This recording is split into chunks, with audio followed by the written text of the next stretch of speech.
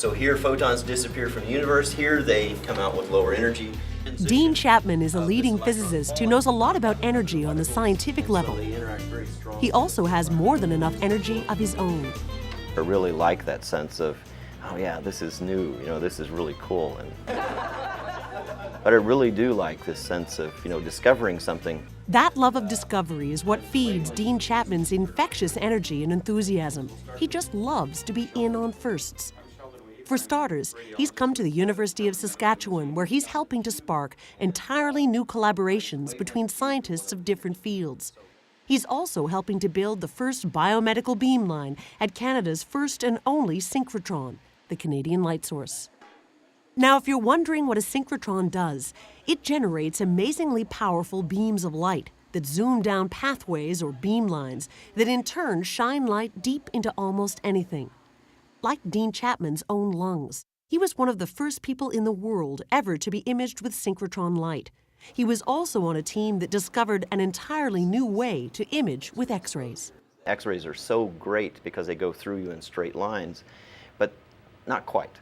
Looking at how much X-rays refract or bend became the subject of a late-night experiment at the Brookhaven synchrotron in New York. Dean and two colleagues got some interesting results, but only after weeks of calculations did Dean discover just what they had. It gives rise to a strange phone call that Bill Tomlinson got one day, where I told him that I've got refraction. I said, oh yeah, Dean, that's great. My wife's going to be excited too. What are you talking about? Being my usual kind of clunky way of telling people things, he totally mystified by what I was talking about. I had no idea. What Dean had discovered was a way to pull images from the data they obtained. Images made not from the X-rays that get absorbed by the body, but from the X-rays that bend and go through. That event I'll never forget, and it's a goosebump event, and it was just, like you're looking at something that nobody has ever done before. They called the technique DEI, or diffraction-enhanced imaging. It makes for much lower doses of radiation, and it images cancer like nothing else. First, take a look at this conventional X-ray. Here, and you can see the cancer here quite well. It's white. And so the interest isn't so much in this, but you can see all these radiating lines, and it's not clear. I mean, it's clear that there's something going on here. But with DEI, that all becomes very clear. You can see there's actually something going on over here, and you can see all the radiating lines. Bill Tomlinson, now executive director of the Canadian Light Source, was part of the team that discovered DEI. With the financial support of the Canadian Institutes of Health Research, he lured Dean Chapman to come to the U of S and take up the prestigious post of Canada Research Chair in X-ray Imaging. Dean is an extraordinary individual. I've often said that that's because he grew up on an Oklahoma farm, and when you're 10 miles away from the nearest help and your tractor breaks and you've got a screwdriver, you have to fix it. And Dean can do that. Part of Dean Chapman's role at the U of S is to get new scientists using the synchrotron and to encourage multidisciplinary collaborations.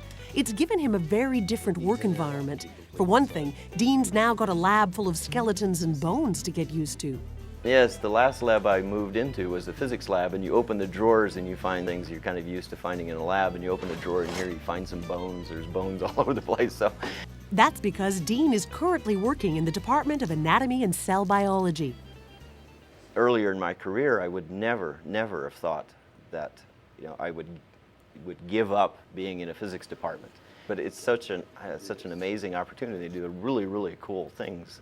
Like helping neurosurgeon Elizabeth Schultke develop tiny new devices to help with spinal cord research. Anyway, it should work. Supervising Nagarajan Alagansamy, a graduate student in bioengineering. I'll try to figure out how this is supposed to be connected. Reading the manual doesn't help at all. And getting together with some of Canada's top scientists and medical researchers to plan some very exciting new joint projects. This place is so ideally suited for this kind of research. There's a College of Medicine, there's a veterinary college, there's a Canadian light source. It's like the center of the universe. So here in the center of the universe, the University of Saskatchewan that is, Dean Chapman continues to plan for new experiments and world firsts. And if you're wondering where all this may lead, I think world domination is at hand.